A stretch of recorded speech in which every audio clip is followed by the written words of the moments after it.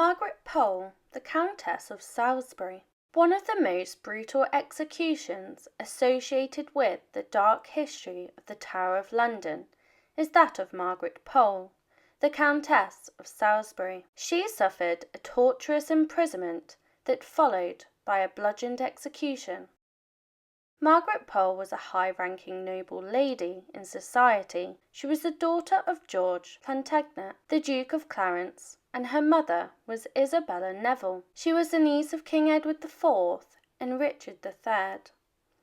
After the War of Roses, Margaret was one of the only few surviving members of the Plantagenets. Her presence was deemed important, and her influence in Tudor society was pivotal. Her early life was plagued with drama and death. Her maternal grandfather was killed while fighting against her uncle, Edward IV, at the Barnet battle. Her mother, the great heiress Isabel Neville, died in 1476, after giving birth to her fourth child. Her father, George, had two servants executed as he believed that they had poisoned her, and Margaret was perhaps too young to remember her mother, and it is likely that she was brought up within her father's princely household. When her father was later killed for treason, she would have lived with her cousins, the many daughters of Edward IV. And after Richard III seized the throne, Margaret was sent to Yorkshire with her brother. The two children could be used as pawns, as their mother's family, the Nevilles, had gained allegiance in the north. It was after Richard was killed that Margaret was able to come to court under the new regime. In September 1486, she attended the christening of Arthur, the first Tudor prince, who she would later go on to become his future wife, Catherine of Aragon's lady-in-waiting. Richard died and he left behind his wife and 5 children. She was left a widow with no income and little future prospects, so she was forced to live in an abbey with nuns to survive. She would return to favour of the court when Henry VIII ascended to the throne. He went on to marry his brother's wife, the Catherine of Aragon, and Margaret would again become one of her ladies-in-waiting. Parliament did restore some of her brother's land to her, and she became the Countess of Salisbury.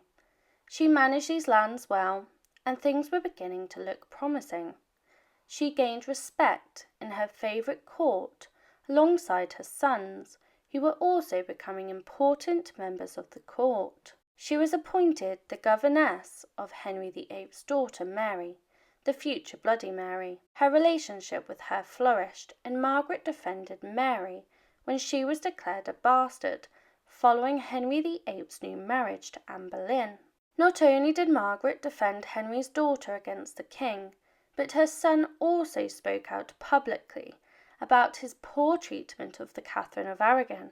This drama would lead to a fallout in the court, and she would refuse to give Mary's jewels back to the king.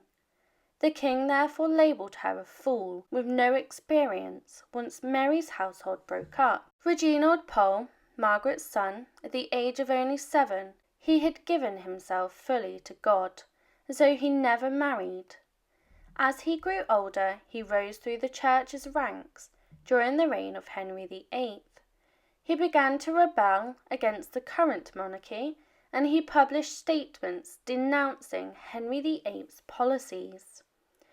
This was a dangerous deed, and the king was insulted and humiliated, and so he wanted to get revenge on the Pole family in retaliation to his bruised ego.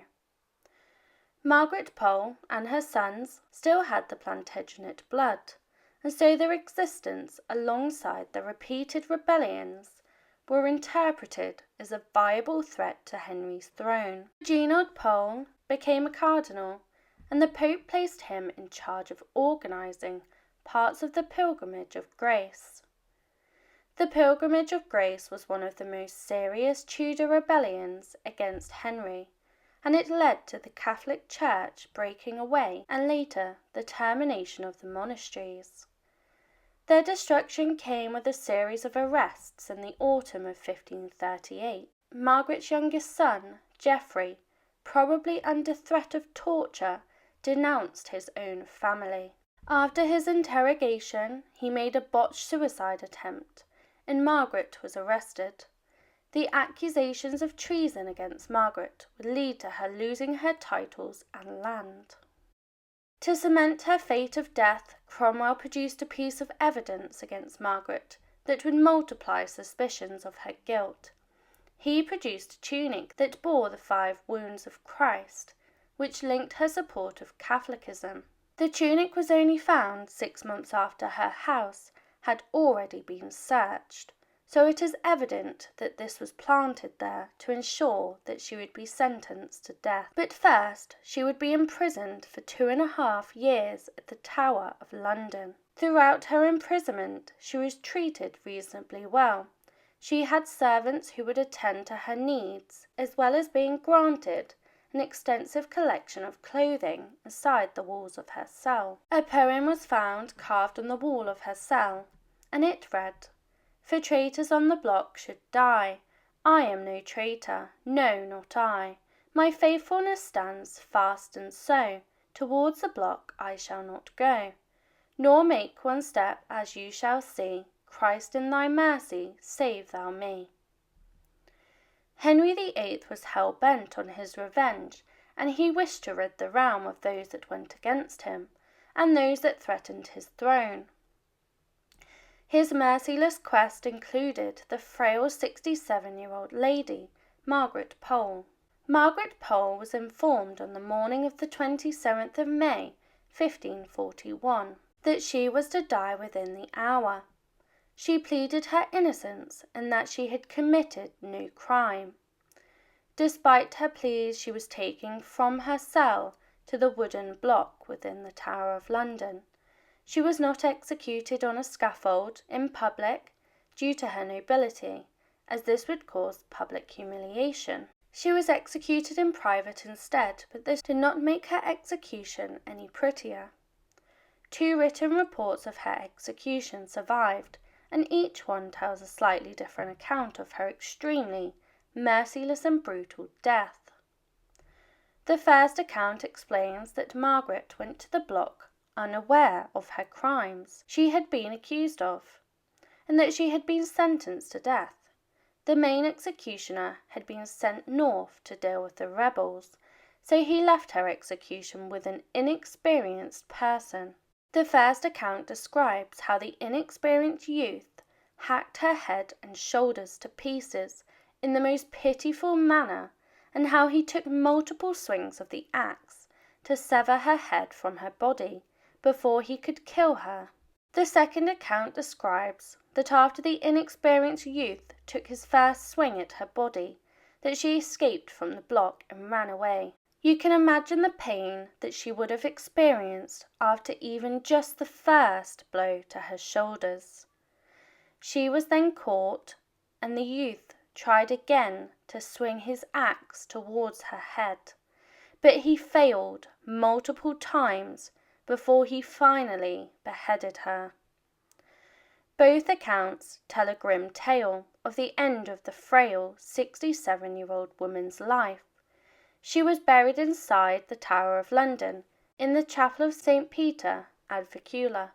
She had been accused of a crime that she pleaded repeatedly until the very end that she had never committed. She then spent the last few years of her life in prison within the Tower of London before meeting her painful and twisted end. Her execution is one of the most bloody in the Tower's history due to the executioner of choice being so inexperienced, and the controversy over her death is because she may have never plotted against the king, and the evidence against her Catholic support was likely planted. She died a traitor under the law, but to many others she was judged wrongly. She was merely an elderly woman who did not deserve such a barbaric end. 345 years after her death in 1886, Lady Salisbury became a martyr in the eyes of the Catholic Church.